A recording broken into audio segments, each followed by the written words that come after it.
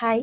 കഴിഞ്ഞ 2-3 റീൽസിലായിട്ട് culture and sensitivity എന്നൊരു കാര്യം പറയുന്നുണ്ട്. എല്ലാവർക്കും അറിയുന്ന പോലെ കൾച്ചർ എന്ന് വെച്ചാൽ നമ്മുടെ ഇൻഫെക്ഷൻ ഉണ്ടാക്കുന്ന രോഗാണുവിനെ കണ്ടുപിടിക്കുക എന്നുള്ളതാണ്. സെൻസിറ്റിവിറ്റി എന്ന് പറഞ്ഞാൽ ആ രോഗാണുവിനോട് ഏത് ആന്റിബയോട്ടിക് ആണ് കറക്റ്റ് ആയിട്ട് പ്രതികരിക്കുന്നത് എന്ന് കണ്ടുപിടിക്കുന്നത്. എല്ലാ സാമ്പിൾസും കൾച്ചർ ആൻഡ് സെൻസിറ്റിവിറ്റിക്ക് വിടാറുണ്ട്. സാമ്പിൾ എന്നതിലുപരി സാമ്പിൾ കളക്ഷൻ ആണ് ഇവിടെ ഇമ്പോർട്ടന്റ്. നമ്മൾ ആ സാമ്പിൾ ശരിയായ രീതിയിൽ കളക്ട് ചെയ്ത് വിട്ടില്ലെങ്കിൽ രോഗാണുവിനോടൊപ്പം ഹാനികരമല്ലാത്ത അണുക്കളും വളരാൻ ചാൻസ് ഉണ്ട്. അപ്പോൾ ഈ രോഗാണുവിനേക്കാളും അത് കൂടുതൽ വളരുകയും യഥാർത്ഥ രോഗാണു എന്താണ് എന്ന് കണ്ടുപിടിക്കാൻ പറ്റാത്തൊരവസ്ഥയും വരും.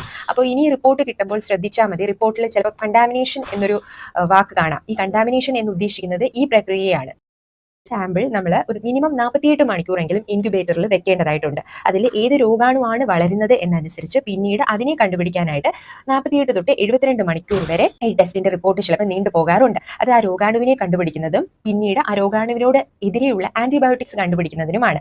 എന്തായാലും മിനിമം 48 മണിക്കൂർ സാമ്പിൾ ഇൻക്യുബേറ്ററിൽ വെച്ച് നമ്മൾ രോഗാണുക്കൾ വളരുന്നുണ്ടോ ഇല്ലയോ എന്ന് ഉറപ്പ് വരുത്തിയതിനു ശേഷമാണ് ഈ റിസൾട്ട് തരുന്നത്. ഇതിന്റെ ബേസിലായിരിക്കും ഡോക്ടർ നിങ്ങൾക്ക് ആദ്യം തുടങ്ങിയ ആന്റിബയോട്ടിക്സ് മാറ്റിയിട്ട് സെൻസിറ്റീവ് ആയിട്ടുള്ള, അതായത് ഈ രോഗാണുവിനെ ഏതാണോ കൂടുതൽ ശക്തിയായിട്ട് വർക്ക് ചെയ്യുന്നത് ആ ആന്റിബയോട്ടിക്. കൂടുതൽ ശക്തി എന്ന് പറയുമ്പോൾ ഓരോ രോഗാണുക്കൾക്കും നേരത്തെ പറഞ്ഞതുപോലെ ഓരോ തരത്തിലുള്ള ആന്റിബയോട്ടിക്സ് ആണ് വർക്ക് ആവുന്നത്. അപ്പോൾ കൾച്ചർ റിപ്പോർട്ടിന്റെ ബേസിലാണ് ആന്റിബയോട്ടിക്സ് ചേഞ്ച് ചെയ്യുക. ആ ഒരു കറക്റ്റ് ട്രീറ്റ്മെന്റ് പ്രോസസ് നടക്കുന്നത്. അതുപോലത്തെ യൂസ്ഫുൾ ഇൻഫർമേഷൻ ആയിട്ട് നെക്സ്റ്റ് വീഡിയോയിൽ കാണാം. താങ്ക്